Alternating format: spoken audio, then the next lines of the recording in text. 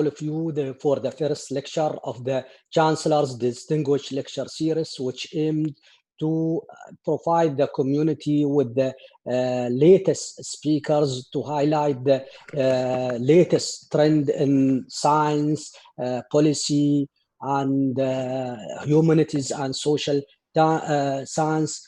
And also, it is a good opportunity, I think, through this by bringing top speaker from different part of the world to make a partnership with the top universities and build research collaboration.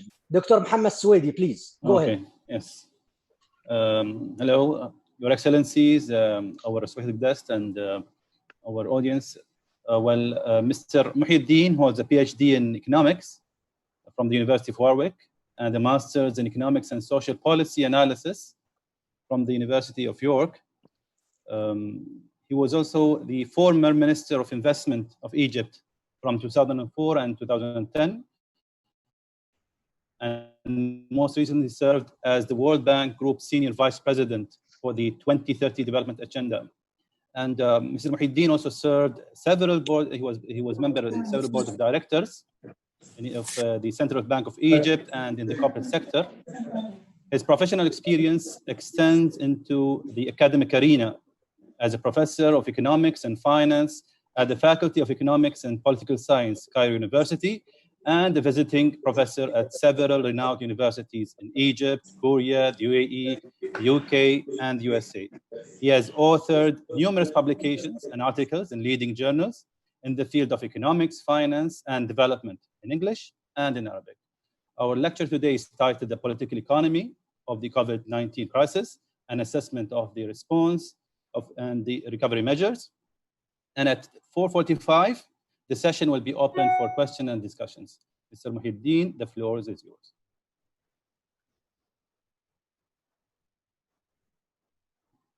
Assalamu alaikum. It's a great honor for me to be invited to this lecture series. Very grateful to the kind invitation by His Excellency, the Chancellor, Dr. Saeed Ubash, and the very generous introduction by Dr. Al-Swedi, and of course the good organization by Dr. Murad. So I have a presentation. I hope that my colleague on the call will share it with us via PowerPoint presentation we have prepared. And yes, so I'm talking about the political economy dynamics of COVID-19 crisis, and trying to touch upon some of the areas of recent ways of handling it and possible directions for the future. I'll share the outline. Yeah. So we'll start by talking about the updates on the statistics on lives and livelihoods. Then talking after the real economy brief that I'll be sharing, I'll discuss the financial markets and debt developments and their challenges, what had been really the focus on the response and recovery. Meanwhile, I'll be reminding us all that we have been facing changes in the global economy in what we can consider as mega trends well before the COVID-19. And I'll try to position the Sustainable Development Goals as ways of handling these mega trends, and suggesting ways and focus on finance data and how to implement good policies in order to achieve sustainability, and getting some signals of possible positive and negative signals that we need to be prepared for. So this is the update that you can get daily from the WHO about the growth of the numbers of the cases of the infected people by the COVID-19. The rising and the numbers are still there. We're not over it. I think after some few months of hardship and challenges, people in some places tend, because of fatigue, because of lack of resources, because of getting used to the problem, perhaps there could be some sort of complacency in dealing with the problem. But the problem is not forgetting about us. You may have seen this quote by the Economist. You may have forgot about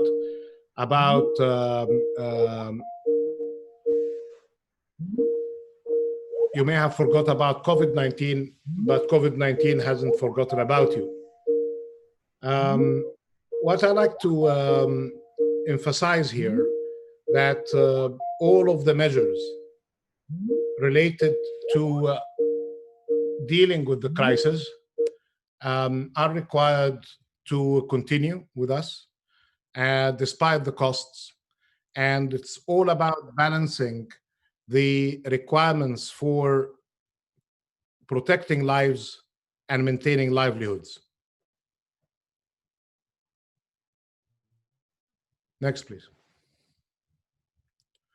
And this is another way of showing how the changes in the cases in different countries, including different Arab countries, and it's basically the battle of flattening the curves.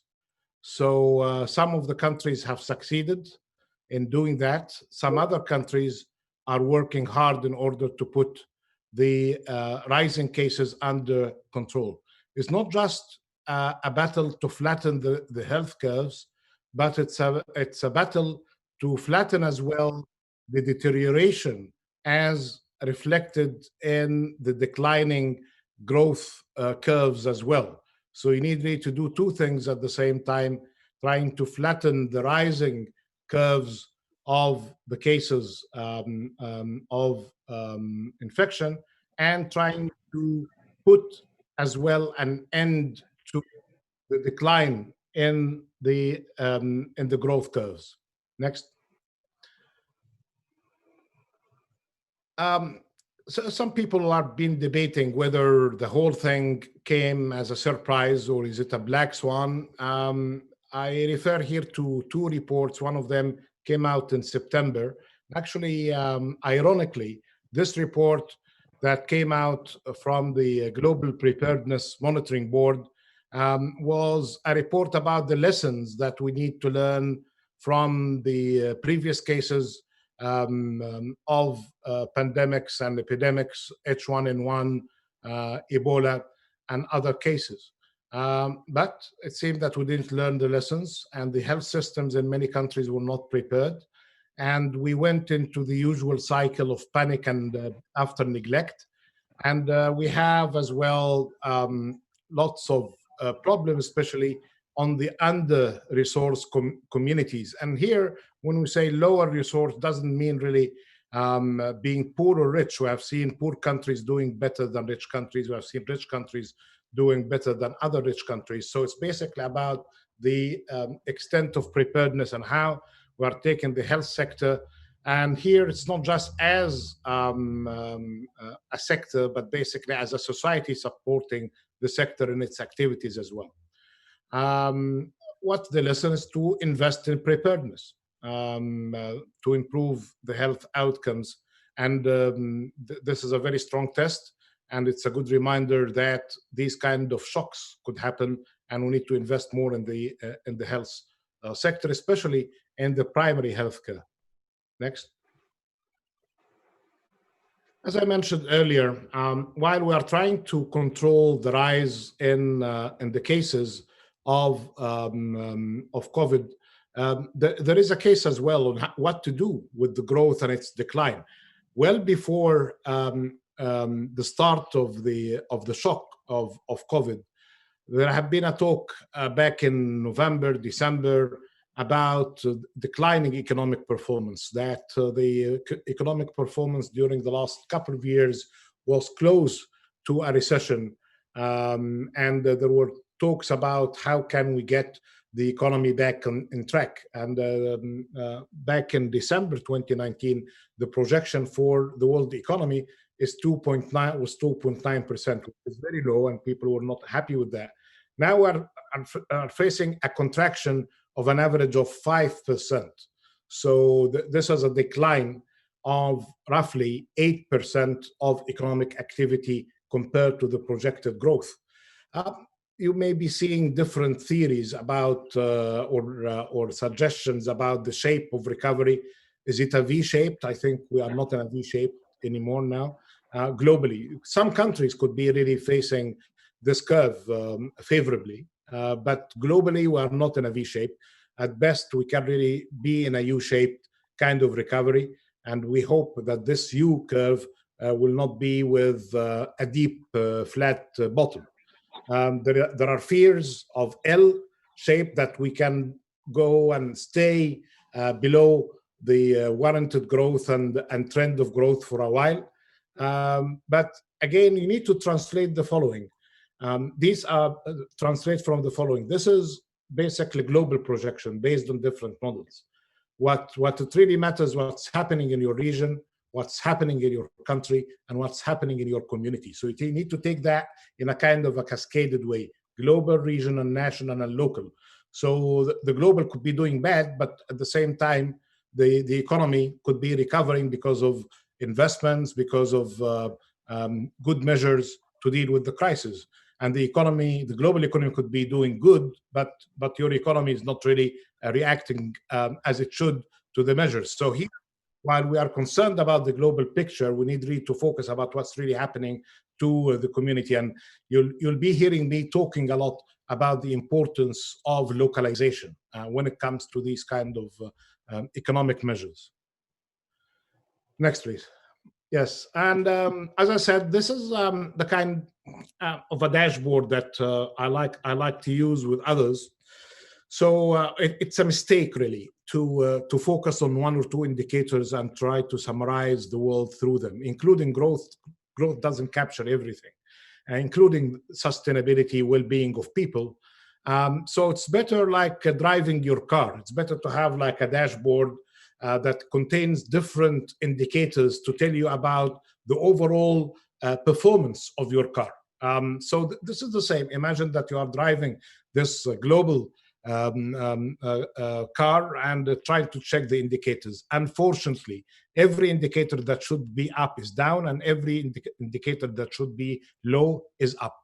Global growth, as I mentioned, and I'll show more figures on that, is in decline. Trade growth, of an average of decline between anything 15% to 25% now, coming from the different ranges, including from the WTO. FDI inflow is projected to decline by 35%, and you can see our MENA region, the Middle East and North Africa region, is suffering more than others. Then you see the remittances of workers abroad are going to see a decline of around 20%. Meanwhile, global debt is on the increase. Actually, even before COVID-19, people were talking about the fourth wave of debt. And this is a very important issue, not just for governments, but governments, private sector, and the household sector. We need to be careful with the issue of debt going forward.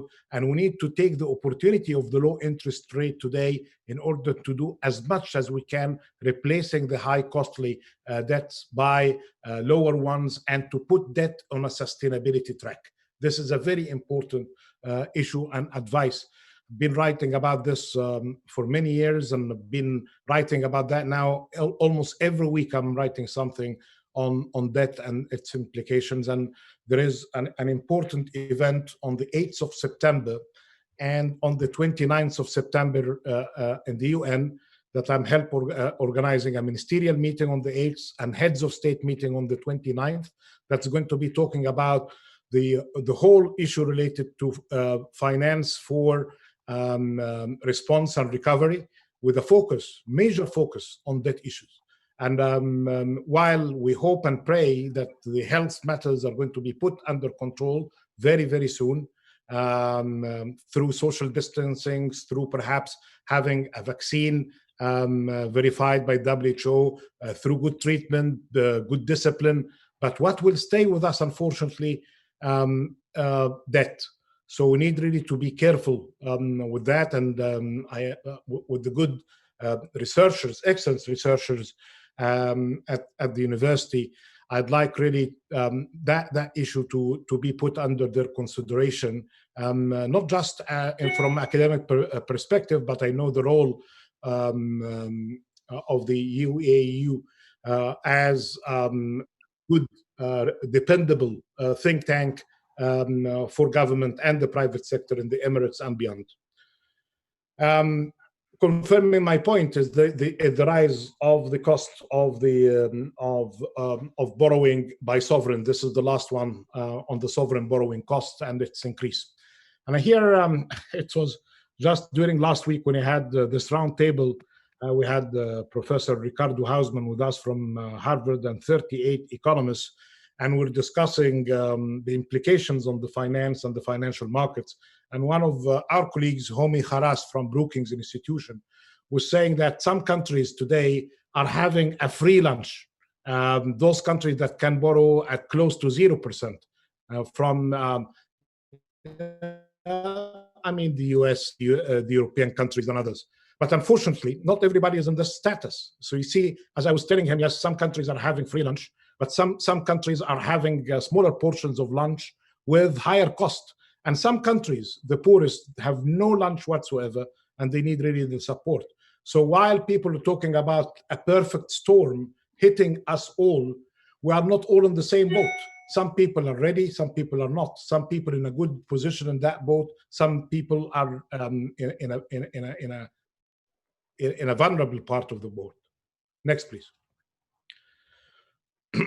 Yeah, and these are basically the updates are coming from the three main sources. If you want to check the main sources for growth projection, these three institutions are the sources of the information: the World Bank, the OECD, and the IMF. And you can see them from their projections back in January to June. There had been a major decline, and the average, assuming a single hit by the COVID virus or a double hit, we are ranging between 5 to 7 to 8% of decline. This is a contraction of the global economy. This is for this year. Next year, they say something about possible recovery. Next, please. And as you can see here better, perhaps if you look at the Arab economies, if you can see the figure here, in the forecast in the fourth column, you can see the negatives more than the positives, with some countries are even with a negative close to 11%. This is Lebanon. This is before the unfortunate crisis and catastrophe in Beirut. But some other countries like Iraq is contracting close to that figure as well, 10%. For different reasons here, either through dependence on some particular commodities that have been in the decline, or by the impacting, by being impacted by various factors beyond the dependence on a particular commodity. You see here, just to comment very briefly, in the case of Egypt, it's positive 3% because the fiscal year in Egypt, the fiscal year in Egypt is starting in July. So it's already had 6 good months in 2019. So that's why it has a positive growth rate here.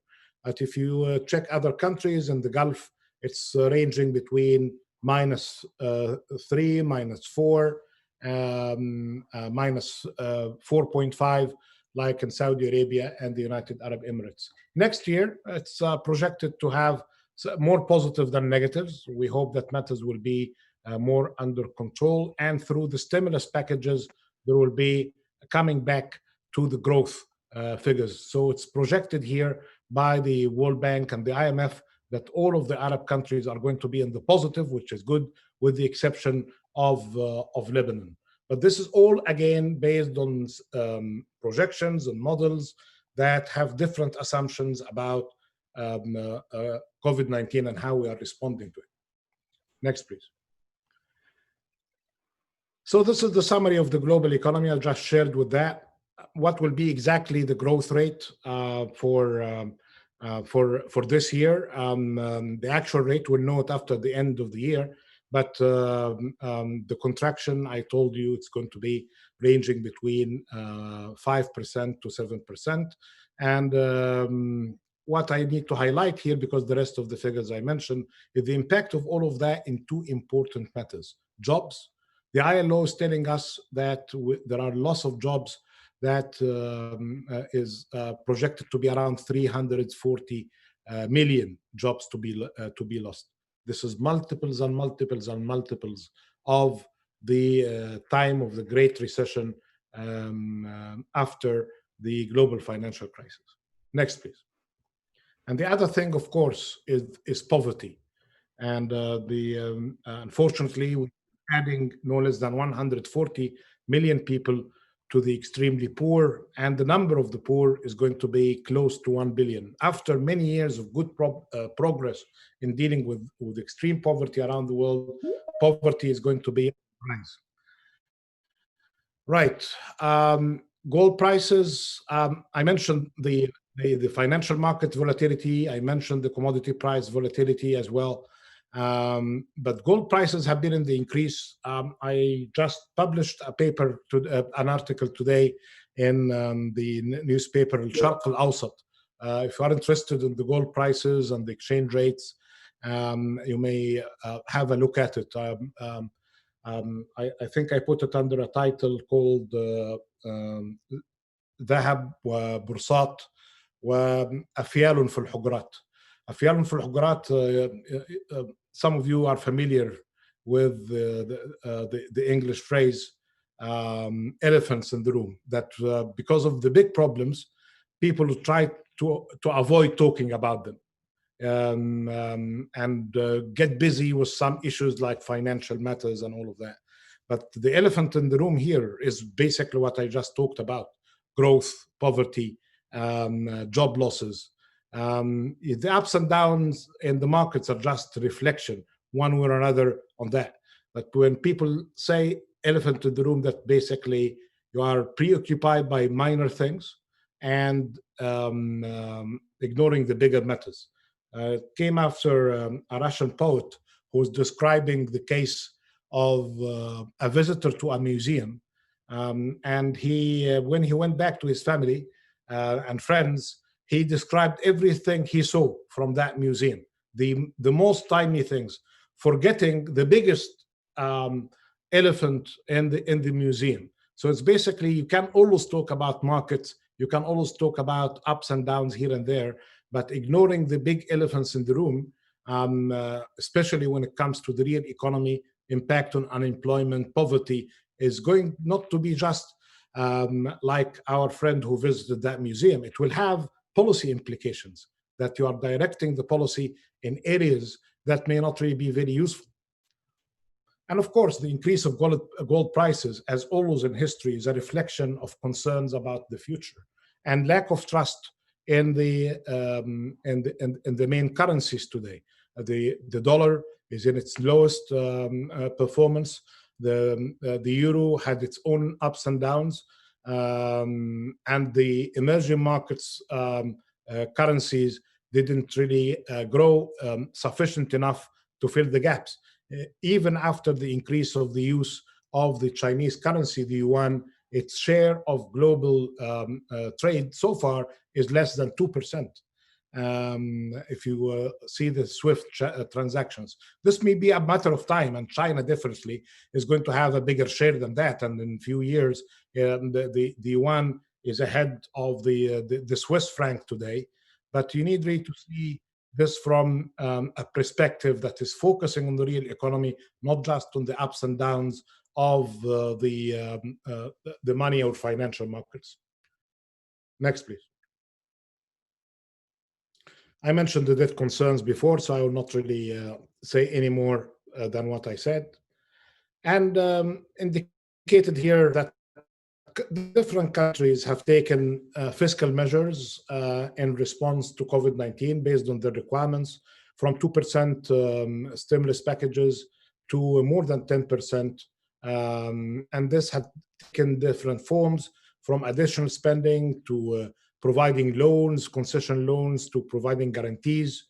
The United States here has been very active in this domain, but the the leverage of the Federal Reserve to push more injection of liquidity in the markets. Some of the market are going to the poor. Some of the money is going to the poor, but some of the money is going to the market, and this is why the market is still in the rise, while the real economy is not doing that good at all.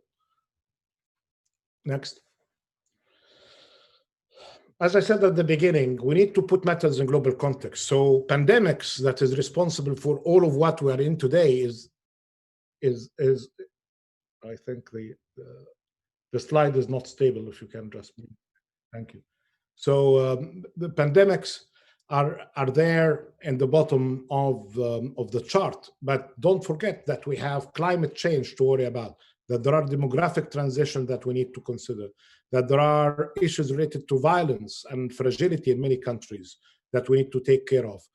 Technological change. I participated twice in seminars at the university of the UAE, and we talked a lot about the fourth industrial revolution and its impact, and the importance of data systems and artificial intelligence. And you spotted in the United Arab Emirates the importance of the fourth industrial revolution, at least reflected in the number of the ministers who have in their portfolio issues related to the future or artificial intelligence or the likes. Meanwhile, there are shifts in the global economy toward the east. So all of these changes, while we are very much preoccupied by the crisis, you need to put them in. This is the ecosystem that determines the different outcomes at the end. Next, please. Yeah, so how to solve it? Being an special envoy to the UN, I am one of the people who helped designing some of the elements of the SDGs a few years ago. This is the way I know. Every time I talk about the Sustainable Development Goals, people got overwhelmed. 17 goals, 169 targets, and 230 indicators. This is a simple way, I hope, coming from Egypt, is to build a pyramid. So I say that at the top of the pyramid, you need to end extreme poverty and achieve equality. In order to do that, you need really to take care of climate change and the environment. So you have 13, 14, 15. These are goals of the sustainable development. We are in a top university, and issues related to education comes handy here. So this is education quality, number 4. I spoke about health. I can recognize the importance given to women and gender equality. And then you need to end every aspect related to hunger. So this is the social and human side. And then you put the economic basis from infrastructure, water, energy, achieving better infrastructure, innovation, smart cities, and responsible consumption and production. You cannot do any of that without a good basis of governance and rule of law and good management. My good life friend and brother, Dr. Atiq, and his work and his colleagues in issues related to management is a good reminder of governance. And of course, you need to put all of that within a context of partnerships. So this is a kind of a chart that I now use in order to summarize the 17 goals in 20 seconds. Next. And you see that the Arab countries have been pushing to implement the SDGs. They submitted VNRs, voluntary national reviews. All countries have their Vision 21, Vision 2030, Vision 2040, and that all Arab countries, with the exception of Yemen, had submitted their goals and priorities to the UN system. And we hope with the stability, inshallah, in Yemen, that they can do that as well in the near future. Next, please. So you are asked then, of all of these crises, what are you going to be doing? Assuming, as it happens almost weekly or daily, coming to the chancellor and his colleagues, please, we need some policy advice. So this is basically a suggestion that we can take a policy framework. We have these shocks, the disruptors. We need to put them in a public policy framework. And this public policy framework here in the middle, you need to reflect on it by investments in human capital, investment in the real economy, and investment in infrastructure, and investment in resilience. But these investments would require finance, require data and evidence, and good implementation. This kind of policy advice can come from any place. It could come from a locality, say from a district within Dubai or within Abu Dhabi, or at the national level from the United Arab Emirates. It could have a regional perspective for the Arab world or the GCC, or it can come from a global perspective. But the whole thing is just all about building institutions and building policy frameworks, and with a goal to achieve the SDGs. This is basically a simple framework that we can think on developing. Next. So I mentioned the 3 investments in human capital, in resilience, and infrastructure. Next. Now we need to take all of these issues related to quality of education, universal health coverage, upskilling seriously, and we need to have as well a system for insurance for everyone. Happy to answer any questions on that, but just I'm giving you examples of investment in human capital. Next. Investment in infrastructure. As I was in a seminar with Minister al-Ulama 8 months ago, and we're talking about the DNA, the data, the networks, and the artificial intelligence, and how to do that without good fiscal infrastructure. You need the good investments in roads, highways, ports, seaports, and you need to invest in new industrial zones. And there are very good examples, of course, in Dubai and Jebel Ali on that, and beyond, of course. Next. And you need to invest in resilience, social protection, getting prepared against the climate changes, and to get risk identification seriously. Next. So I mentioned data as part of the investments, and here everybody's talking about data as the new oil, and how to transfer the raw data into data with value added. In the next slide, that could be clearer. And we see the rise of these companies in the stock exchange, even with every economy, every part of the economy is declining. You see Amazon, you see Google, you see Facebook, and others are in the increase because of their data systems and their innovation in that area that's helping us to be connected. But this is a Japanese solution to the data problem, that when it comes to the SDGs, that you need really to have these kind of complex systems resolved in order to understand. There is data science behind this kind of work on the SDGs and how you are dealing with them. And this is a kind of a Japanese model in dealing with that. Happy to answer any question on this. Next. And you need to get finance right. I just published a piece on the OECD Development Matters Journal. It's basically talking about how to mobilize public-private finance along with the external domestic mobilization of resources and dealing with debt management in order to get out from this crisis. So this is basically a summary of this piece. Next. And when you need to invest with this finance, you need to adhere to the principles of impact investing. Everybody's talking about impact these days, but now what we need to see how these impact investments are measured, because there is a great deal of impact washing, people claiming what they are not doing. Next. And you can see some examples here that through these investments, some companies are reflecting their activities on the SDGs. So like Airbus telling you what they are doing in every area of the SDGs, how they are helping, training, and the learning, and the safety. So there is a way now to present your activity with these SDGs colors, that to assure your investors, your shareholders, and your stakeholders that you are taking sustainability seriously. Next, another example. This is a Dutch bank trying to describe everything they do, from the inputs of the financial and human resources to the outputs, telling you that they are adhering to the SDGs. This is the new way of presenting activities now, not just on the financial reports, but on sustainability reports. Next. Unilever, a very well-known company, again, they have been investing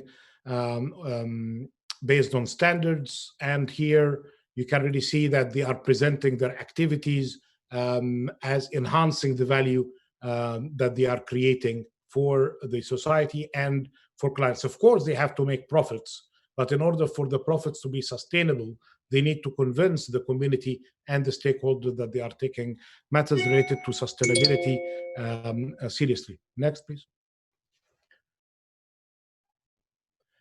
So this is the last slide I'm sharing, because I know that some other slides may come up, but just to avoid any kind of claims of things that are not really happening, is like your excellent university is issuing certificates for students, or for the business, the executive programs as well.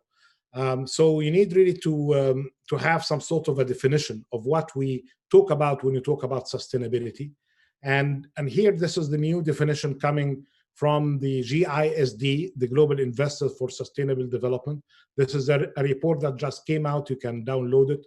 It's available, about all of the areas related to the screening of activities to move from a traditional way of investment, either by government or by the private sector, to make it more compatible with sustainability as a way in learning lessons from the COVID-19 crisis as well. COVID-19 is not just a crisis to the health, but is reminding us that if you don't take matters seriously, they come back to haunt you. And you need really to put our investments in a way that can capture all of these elements related to E, S, and G. This means the environment, social, and governance aspect. The very, very last slide at the very end, because that could be subject to discussion. Yes. So what are we expecting here is basically trying to coexist with COVID-19. It's like coexisting with the enemy. And then, meanwhile, we need to fight recession and to prevent recession from becoming a depression. We need to harness the debt challenges, not just for governments, but for the private sector and for the household sector as well. We need to embrace digitalization as far as you can do it. And I know that this is the new area, especially for the universities and the blended education and the solution that you can really provide on that. This is basically the kind of the new world. If you master digitalization, you can master the new elements of the language of the future. And you need to adopt localization. While all of my discussions have been on the global level, what I'm always encouraging the participants in discussion that I have, how to localize all of these ideas into your own community. And there is a rise of community today, more than ever before. There is an interesting piece by Raghu Rajan, the very well-known international economist. He used to be the head of the Central Bank of India, chief economist of the IMF. He has a book called The Third Pillar. It's basically that we took care of the private sector, we took care of matters related to government, but we missed the third pillar, which is basically local community, and how can we get the local community engaged. And in the time of crisis, what is really supporting us is our local communities. Then we need to deal with the new role of the state, the new regulation, the new interventions, and to avoid having a leviathan. This is bigger than the elephant in the room. Thank you so much. There are a couple of other slides. I'm happy to go back to them if there are questions about them, but if not, they are available to you for further discussion. Thank you. But you can leave it to that slide before thank you. Yes, that slide, and while we have the discussion.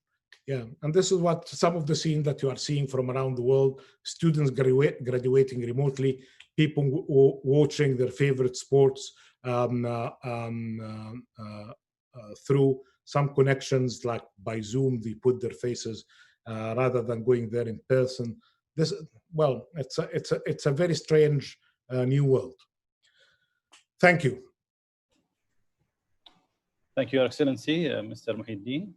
Well, we have a list of questions over here, and if anyone would like to raise a question, you can type it, or even you can raise your hand and mention it.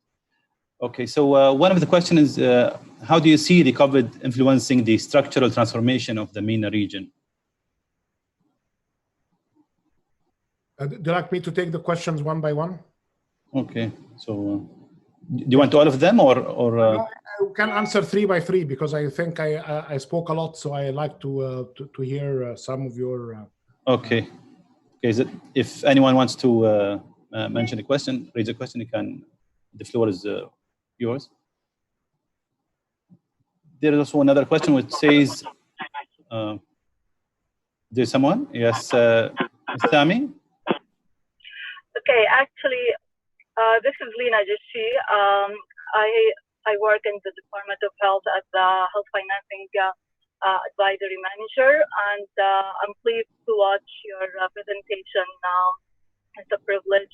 My question is, what do you think the long-term and short-term growth for the health insurance and its sustainability with this economy?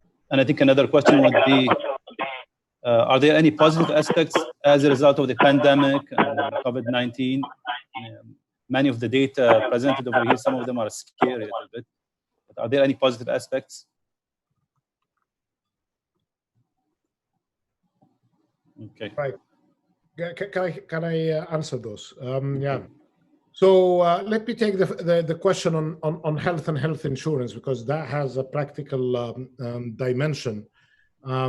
So I think the main lesson from the crisis is the importance of primary health care and the importance of having universal health coverage.